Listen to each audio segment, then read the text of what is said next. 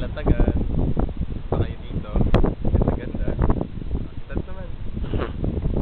Ito yung doggy pala. Pakita mo muna yung doggy. Zion! Viewers. Zion! Hello, Zion. How are you?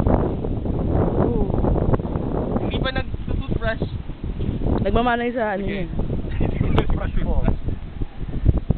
Oh, About a few words. Yeah. Sige na, tat, ikaw na ulit. Okay. Ano ba ang sabi ko? Oo nga pala kanina. It's low tide, eventually. You can see that over in the sea.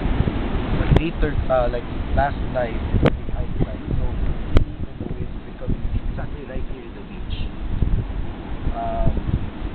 Kuya Jesse said that there's several changes. Before that we went here last time, the high tide was around 9 o'clock, 12 or 1.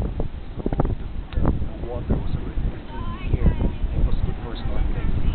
But now it's different. And it's really cold and around 6:30 a.m. here right now. And I guess it's really fun to walk to the beach and really have this comforting moment with yourself. Like when you put it in, missing it.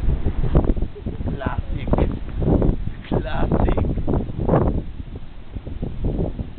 Like a retired old man with his dog alone together. Miserable, disappointed, frustrated about life. So went here to the beach and found comfort.